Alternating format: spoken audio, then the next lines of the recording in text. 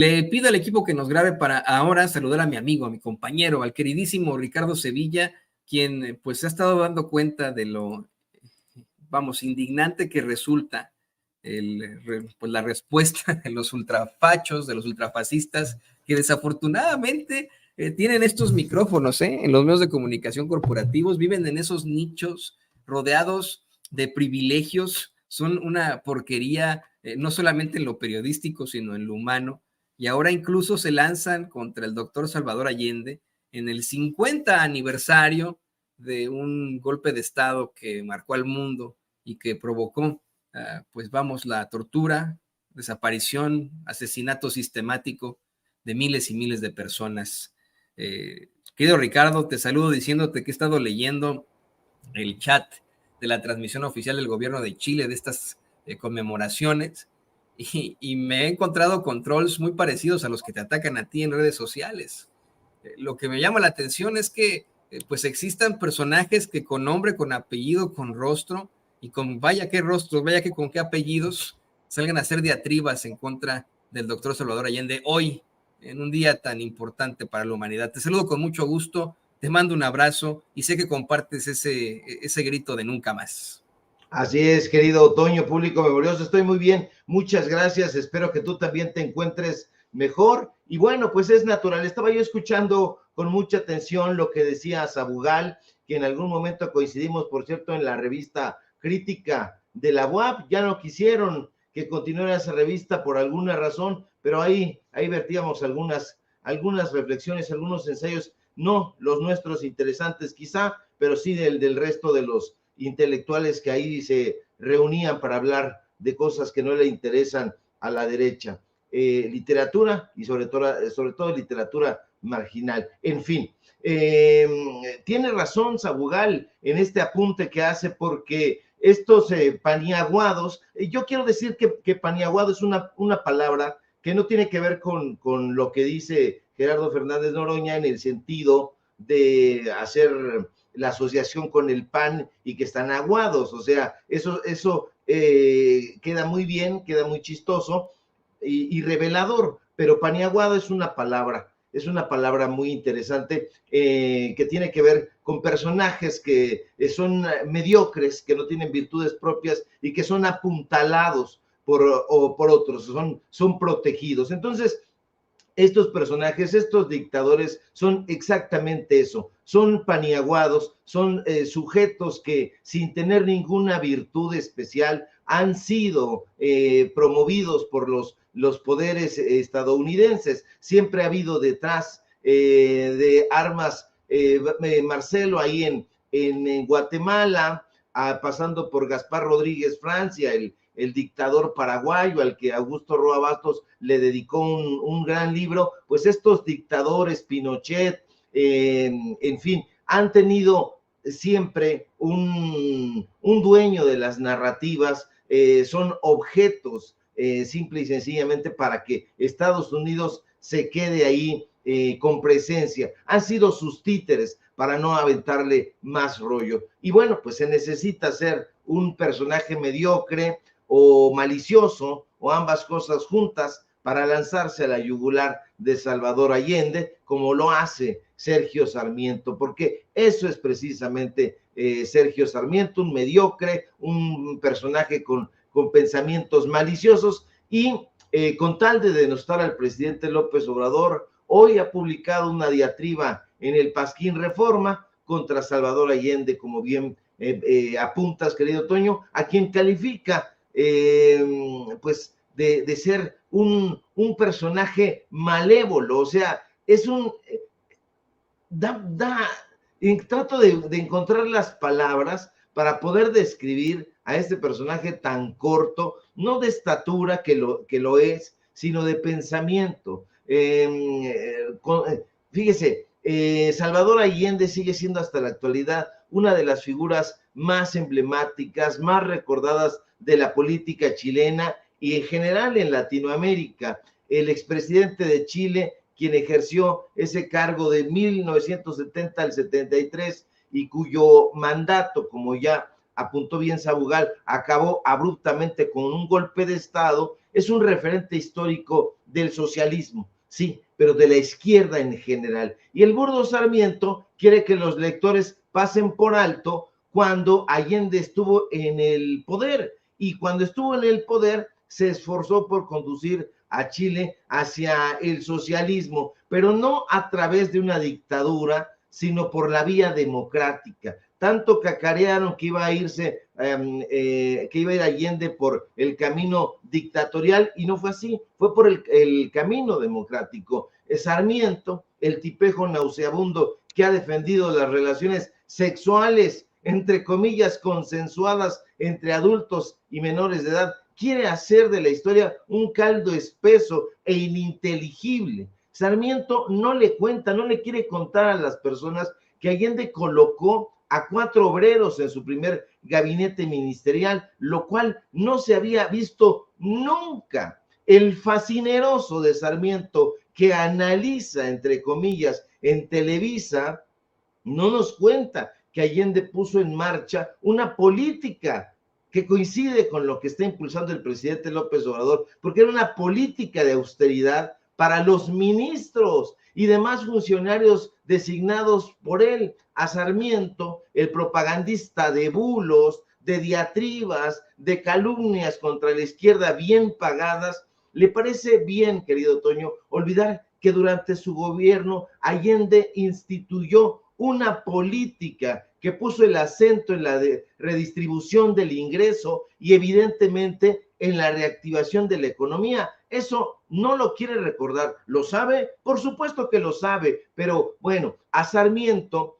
que tiene un cerebro minúsculo, no le interesa decir que Allende retiró el alza de precios para la vivienda, por ejemplo, o que anuló las tarifas eléctricas, y eso se comprende, y se comprende porque Sarmiento siempre ha alquilado su pluma a empresas como el Consorcio Interamericano de Comunicación, SADCB, alias el periódico Reforma, o a la compañía TV Azteca, SABDCB, propiedad de su jefe, Ricardo Salinas Pliego, este deudor, este homófobo. Y es que Sarmiento es un subordinado del periodismo corporativo. Este señor, insisto, cuya estatura y pensamiento es igual al de un alarife liliputense, no es periodista, sino un influencer avejentado. A Sarmiento, como a López Dóriga, como a Loret de Mola, como a Ciro Gómez Leiva,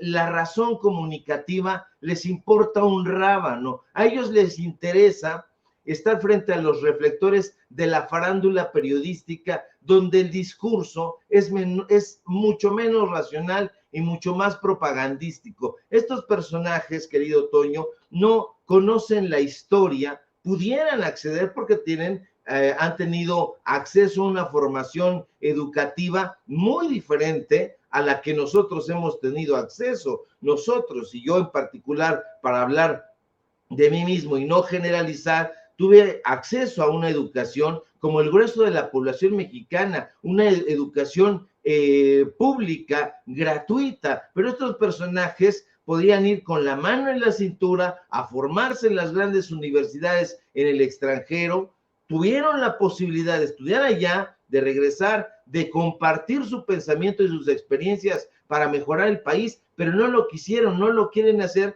porque allá estuvieron muy vinculados a los grupos políticos e intelectuales de poder, al pensamiento capitalista, al pensamiento neoliberal, y cuando regresan acá, lejos de querer ayudar a la población, pretenden enceguecerla con esta clase de estupideces, lanzarse en contra de Salvador Allende, dejando a un lado incluso que el fundador de la revista Proceso haya escrito un libro a propósito de él. Estoy hablando de Julio Scherer García. Bueno, pues yo creo que Sarmiento o ya se le olvidó o se hace tonto, porque estoy seguro que sí leyó el libro. Este tipo de personajes leen, querido Toño, público memorioso, pero esas lecturas yo no sé si no las comprenden, si las conocen y únicamente las utilizan para hacer del ejercicio intelectual un método narcisista, pero definitivamente han querido no ayudar a México, sino apoyar a que la población esté en el fango, pero no tienen la conciencia de que el pueblo de México no necesita una formación en el extranjero, sino una formación bien hecha, bien articulada, bien llevada, y si eso se logra, bueno, pues estos personajes van a temblar, y eso es precisamente la apuesta del gobierno del presidente López Obrador con esto que se está impulsando en algo inédito, que es justamente la revolución, le llamaría yo, de los libros de texto gratuitos que ahorita se están impulsando en la SEP, y que justamente estos personajes pues le tienen un pavor tremendo, y por eso sale un sujeto como Salinas Pliego, el jefe de Sarmiento, para lanzar estas diatribas en contra de, pues, de lo que ellos llaman, sin entenderlo, el comunismo. En fin, todo va de la mano, mi querido Toño, pero sí, definitivamente Sergio Sarmiento, el pensamiento conservador, no han ayudado un ápice al buen desarrollo de este país. No, y sabes que me ha tocado conocer desafortunadamente a Sarmiento desde muchos años por haber, como tú, pasado por esa, pues, híjole, empresa putrefacta llamada Azteca, y me parece que no es de estos ultraconservadores que son por definición ignorantes, ¿no? A mí me da mucha risa siempre decir cómo es que, y plantear cómo es que debe de ser una situación humillante para los padres de los fachos el pensar que los mandaron a las mejores escuelas, a las mejores primarias, secundarias y preparatorias de paga en México, a las mejores universidades, a veces hasta del extranjero, a veces de la Ivy League acá en los Estados Unidos, para que resulten ser sumamente ignorantes, ¿no? Que se vea que en su vida han abierto un libro, que son pero verdaderamente estúpidos e ignorantes. Creo que no es el caso de Sergio Sarmiento, del servil de Sergio Sarmiento. Creo que él sabe perfectamente de quién se trata al hablar del doctor Salvador Allende, mi querido Ricardo Sevilla. Creo que aquí es incluso peor que hable de esta forma sin que sea con ignorancia, porque está lanzando, como bien mencionas, una diatriba injustificada en contra de un hombre que verdaderamente lo único que hizo fue luchar por su pueblo, luchar por los trabajadores, luchar por la justicia social mediante la vía pacífica, la vía democrática, que pues el mismo presidente López Obrador lo ha dicho en su admiración hacia el personaje, ¿no? Tendría mucho que ver en estos momentos con Andrés Manuel López Obrador. Creo que en aras, ¿no?, absolutas de poner a alguien como como lo es el doctor Salvador Allende en este tipo de términos, es en todo caso la claridad que existiría con el presidente López Obrador en cuanto al manejo de noticias que se hacen desde la ultraderecha y desde sus medios corporativos. No sorprende que le inventen cosas al presidente López Obrador. Si ahora vemos a alguien como Sergio Sarmiento, además, querido Ricardo y querido público consentidor, hablar mal de un hombre que murió hace 50 años. Un hombre que fue víctima de un golpe de Estado y que murió ese mismo día hace 50 años. Imagínate tú, estamos hablando de un sujeto servil que siempre ha estado pues operando a favor de las élites, llamado Sergio Sarmiento, que constantemente emite columnas, comentarios editoriales, pseudoanálisis en contra de alguien como López Obrador, que es su contemporáneo, que él mismo ha exhibido. No se justifica, o sí, ¿no?, en cuanto a su conservadurismo, que además de todo se defina al hablar de alguien que pues sería incuestionable, como es el doctor Salvador Allende. O sea, creo que a Salvador Allende la historia ya lo perdonó, si se le puede perdonar de algo. Ya lo absolvió, si se le puede absolver de algo, ¿no?, este gran hombre. Y me parece a mí verdaderamente mira, Ricardo, yo no me metería en camisa de 11 varas. Yo diría, a ver, Si ya tengo una lucha en estos momentos encarnizada en contra de la izquierda mexicana, en contra del gobierno de López Obrador, estoy buscando que no quede la sucesora del presidente como la siguiente presidenta, ¿para qué me meto en camisa de 11 varas? Y llamo malévolo a un hombre que pues de malévolo no tuvo nada. Malévolo, mi patrón, Ricardo Salinas Pliego, ese sí que es malévolo. Y que digo malévolo, es no sé, ¿no? Es el mismo demonio. No sé qué opines, querido Ricardo.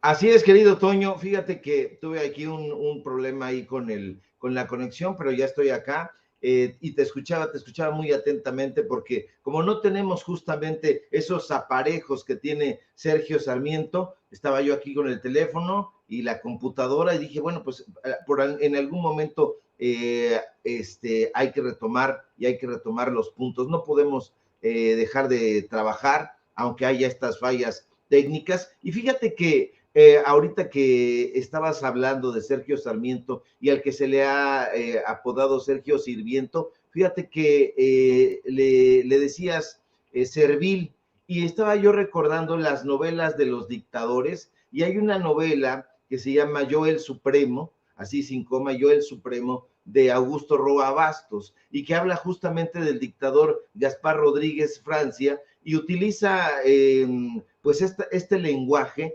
y divide la palabra servil y dice, tú eres un ser guión vil. Entonces, eso es precisamente lo que ha sido la dictadura en Latinoamérica. Creo que lo sabe muy bien Vargas Llosa. Intentó, emulando a Yo el Supremo, hacer lo mismo con la fiesta del chivo. Le salió más o menos, pero la dictadura no tiene los ingredientes que este personaje imagina o quiere inocularle a la población. Hay una enorme tradición de reflexiones literarias, reflexiones periodísticas, intelectuales, que van de esa novela de Tirano Banderas, de Ramón del Valle Inclán, pasando por El Pornócrata de Gonzalo Martré, arribando quizá a Yo el Supremo de Augusto Roa Bastos, y por supuesto, acaso una de las más emblemáticas,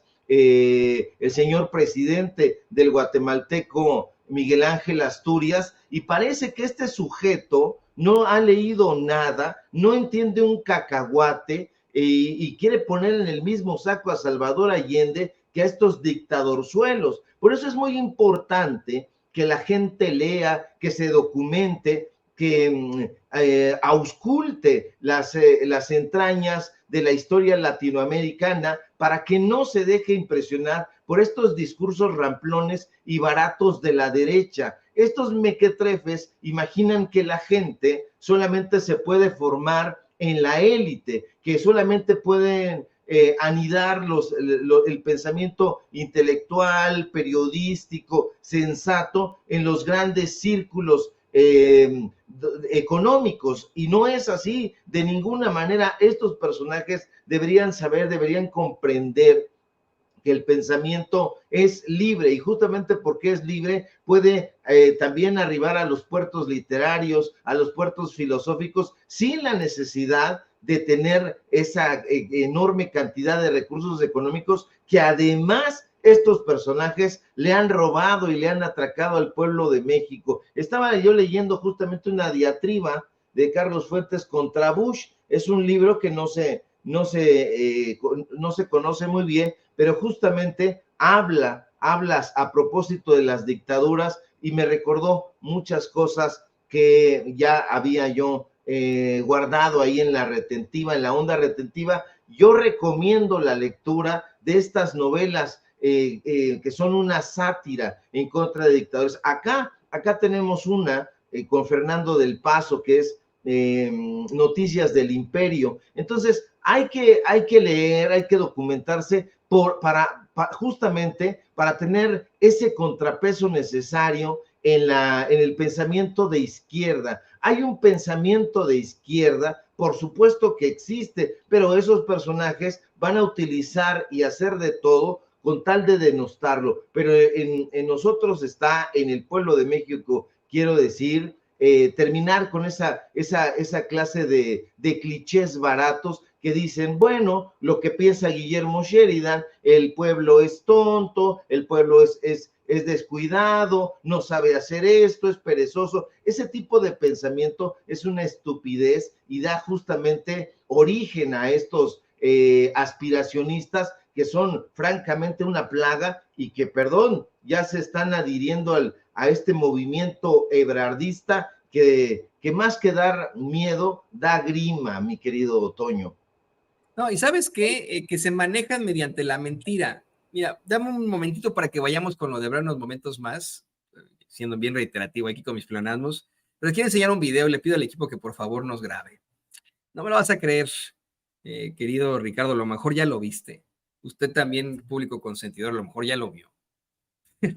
Resulta que Xóchitl Gálvez le dio una especie de entrevista a esta señora que fue captada varias veces en estado inconveniente conduciendo sus espacios en imagen, Yuridia Sierra, y que pues ya no tiene, de hecho, algún tipo de conducción en este conglomerado mediático, pero pues aún así sigue trabajando ahí. Le da una entrevista en una especie de coche y es una declaración muy infame, querido Ricardo, querido público consentidor. Dice que ella no la puso ni Claudia X González, ni Carlos Salinas de Gortari, sino que estaba en un cerro y que recibió la señal de una mariposa. No es broma, de verdad, así, ahorita lo va a escuchar usted. Dice que no fue ni Claudio ni Salinas, que fue una mariposa. Entonces yo fui caminando a la montaña, al cerro, es una montaña que le llamamos la Sierrita, en Hidalgo, en mi pueblo, en Tepatepec, donde nací. Y entonces me fui desde las 5:30 de la mañana caminando, por cierto me encontré la florecita esa que... Y entonces ya llegué al lugar donde siempre suelo sentarme y estaba así mirando y de repente se posó una mariposa de muchos colores. Por eso los videos míos van a traer muchas mariposas. O sea, porque estaba así y se quedó. Yo digo, quise grabarla con el celular y voló, obviamente, porque me moví. Pero dije, sí, la señal. Empecé a llorar, a llorar, a llorar, a llorar. Y al final grabé un video, ahí lo tengo. ¿Cómo ven? Que una mariposa fue la que la puso y que se puso a llorar. Y mira, Ricardo, querido público consentidor, cómo criticaron en su momento a Hugo Chávez, por decir que unos pajaritos le hablaban, ¿no? Si no me equivoco, ¿no? En su momento. Qué barbaridad, qué barbaridad. Le pido al equipo que nos grabe para escuchar tu comentario, querido Ricardo. Querido Toño, pues a mí me parece una vacilada y creo que esta mujer lleva a lo más ramplón todos estos mitos que tanta riqueza le han dado a nuestro pueblo, un pueblo heteróclito, un pueblo vasto, un pueblo con, fíjate, tan solo aquí alrededor del Valle de México había 42 tribus nahuatlacas solamente, y además de los señoríos y todo, pero ahí había unos mitos muy interesantes, y uno de esos grandes mitos fue el que dio origen a los aztecas, que nos explican bien los historiadores profundos, no como Krause, Aguilar Camín y esos babosos, no, sino los historiadores de veras, como de Miguel León Portilla o Ángel María Garibay para arriba, que no existieron los aztecas, sino la gente, los mexicas, y que esto fue justamente un mito. El mito de Aztlán no estaba reconocido en ningún mapa, y que eran los aztecas, gente venida de Aztlán, pero que crearon el mito de que iban a recibir la señal de Huitzilopochtli, iban a encontrarse en determinado momento con un nopal, iban a saber que ahí donde estaba ese nopal y el águila devorando a una serpiente, pues iban a establecerse. Evidentemente, pues mucha gente sabe que este es un mito bellísimo, además, pero esto que le hacen los libretistas y los guionistas a Xóchitl Gálvez es una auténtica bobada, es una estupidez del tamaño de una casa, y da vergüenza que esta mujer trate de engañar y de darle a tole con el dedo a la población, haciéndole creer este tipo de tonterías, que estaba sentada en un jardín y entonces vino el pajarito, haciendo esa alusión, me imagino. Alguien le ha de haber dicho, bueno, pues mira, vas a hacerlo de esta manera, y probablemente si vemos el guión original, a lo mejor tenía algo destacable, pero en su narrativa suena absolutamente abyecto. Nadie le cree un cacahuate, porque además los mitos deben ser contados, los mitos y las leyendas, de una manera fantástica. Se necesita de una cultura bien acendrada para poder llevarlos a cabo. Pero esta señora va y le cuenta ahí a la borracha, dices que se lo contó a Yuridia Sierra, a esa borracha, imagínate nada más, es el mundo, ¿sí? Dice uno, le dice una, yo vi mariposas, él dice, yo vi elefantes rosas, ¿no? Es que ya no debe juntarse con Vicente Fox, porque les da hierba, pero de la que pega y hace alucinar. No, es el delirium tremens, carnal. Puro delirium tremens ahí, Manuel. Estaban ahí con Calderón también ahí. Estaban ahí.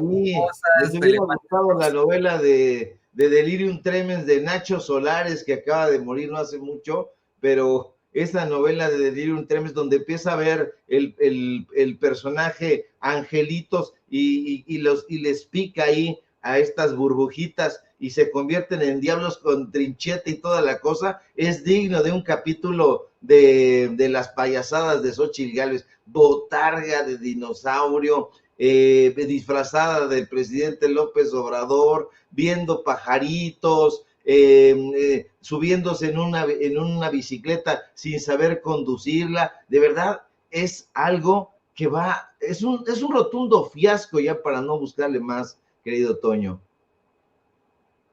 Exactamente eso, un rotundo fiasco, en medio de la absoluta desesperación, si me lo permites, querido Ricardo, ¿no? Fíjate, ¿no? Yo creo que alguien como Yuridia Sierra no es tan, pues, llamativa para la gente, ¿no?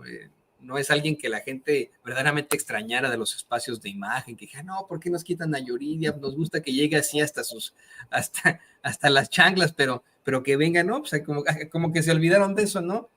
Yo me imagino que esta grabación se dio en la mañana, ¿no? Para estar, pues, más bien en la cruda, que si lo hubieran hecho en la noche, pues ya se hubiera visto una cosa más extraña por ahí. Pero hacen estas grabaciones en la mañana. Es como una especie de camioneta donde David le pone un fondo negro, pero si abre un poco la toma, se ve que están de día, ¿no?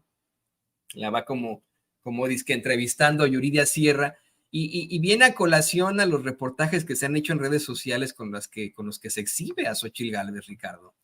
A la verdadera Xóchitl Gálvez, no a la que habla con las mariposas, la que le miente a la gente, la que con tal de tener de tener esta candidatura, fue capaz de humillar a su propia familia, decir que su papá era alcohólico, decir que eran muy pobres, que no le alcanzaba para nada, que tenía que caminar casi que en la nieve para llegar a su escuela, cuando, pues, se demostró que eso no era cierto. Su propia familia, ya donde David tiene las imágenes de archivo, mostró la muy bonita casa en la que vivían en aquel entonces, una casa con jardín, muestra la escuela a la que asistía Xóchitl Gálvez, esa es la casa, ¿no? En este reportaje que hizo Juca Noticias, ¿no? Esta es la casa de Xóchitl Gálvez, mira. O sea, no sé tú, si a ti te parece que ese es una casa de interés social. A mí no, yo no creo que nunca he visto una casa tan grande en mi vida, pero... No, para nada, qué de interés social ni qué, la tostada, eso no se hace con gelatinas ni con grenatina de la buena, no, para nada. Esta señora miente con todos los dientes y ha hecho de la mentira un deporte que además es un deporte nacional para los conservadores, y da vergüenza que no haya en la derecha pues un personaje con carisma, con pensamiento auténtico, y que vuelvan a buscarle ahí a los títeres para que el más tarado, el más soquete, sea el que vayan a poner. O sea, ya tuvimos esa experiencia y no la vamos a repetir de ninguna manera. Y sí tuvimos esa experiencia, tuvimos un junior en la presidencia de la República que andaba en autos último modelo y aventándose arrancones y toda la cosa, o sea, estoy hablando de López Mateos, o sea, hay que quitarle también el pedestal y los mitos a estos personajes. Tuvimos a un zoquete absurdo como Vicente Fox. No, López, te decías bien, López Mateos, López Portillo, que también era el peor de los peores que tenía en el gabinete Echeverría. Eso es lo que precisamente lo vamos a dedicar con Paco, pero lo que plantea en su libro Las Damas del Poder, como era el más estúpido, el más soquete de su gabinete, por eso lo pone como secretario de Hacienda, punto número 1, y luego lo pone como su sucesor Echeverría, porque pensaba que él lo podía controlar, pero pues le resultó ser más cabrón que bonito, al fin y al cabo, ¿no? Pero efectivamente siempre los quieren poner a los más soquetes, que al fin y al cabo terminan siendo los más infames, querido Ricardo, ¿no? Imagínate, bueno, yo esto lo vería en tiempos priistas, ¿no? Lo vería en los 80, en los 90, todavía en los años 2000.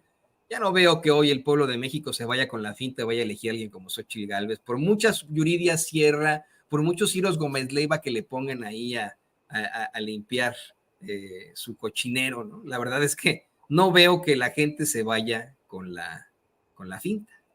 No, de ninguna manera, ya tuvimos esas experiencias en varias ocasiones, o sea, el sexenio pasado, o sea, no nos vayamos muy lejos, teníamos un personaje emanado de un libreto de Televisa, lo casaron hasta con una protagonista de telenovelas, y mira, mi querido David, bien que sabe, y no habíamos dicho el nombre siquiera, y ya sabía que se trataba de Peña Nieto. Justamente, esto ya no se, yo no digo que ya no se puede repetir, sino que ya no se quiere repetir. O sea, si tú le preguntas a una persona del grueso de la población, no necesita una formación intelectual en el extranjero para hacer esos análisis abracadabrantes que hacen en la derecha para decir, Enrique Peña Nieto era un tonto, era un zoquete y fue puesto ahí por los intereses, no solamente de Televisa, sino del grupo Alfa, del grupo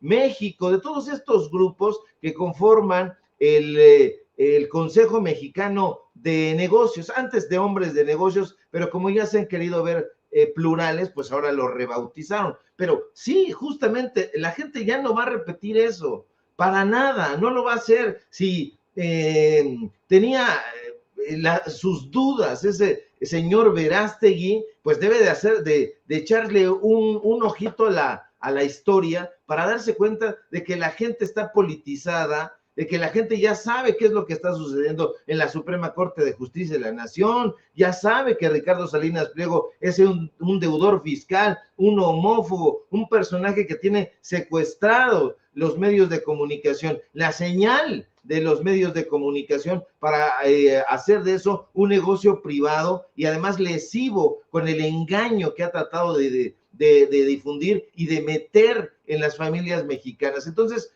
yo creo que Xóchitl Gálvez va a perder y va a perder de una manera sonrojante. Y luego le están haciendo ahí el caldo espeso todos estos aspirantes disque a gobernar este país, pues imagínate, no sabemos cuál va a ser el camino que tome Marcelo Ebrard, pero lo que sí es cierto es que le están restando poder a la candidata de Claudio X González, porque si algo tiene Xóchitl Gálvez es solamente una presencia mediática impuesta y pagada por Claudio X González y sus secuaces, pero de ahí en fuera no tiene una propuesta política, una propuesta social, no tiene una propuesta de absolutamente nada. Aquí le está usted viendo, o sea, disfrazada ahí de luchadora de opereta, pues eso es lo que es, un payaso, una botarga, y bueno, pues no hay más que analizar, o sea, analizar esta figura pedestre, yo creo que nos crearíamos una especie de libro con las antivirtudes de esta mujer, pero sería francamente una pérdida de tiempo.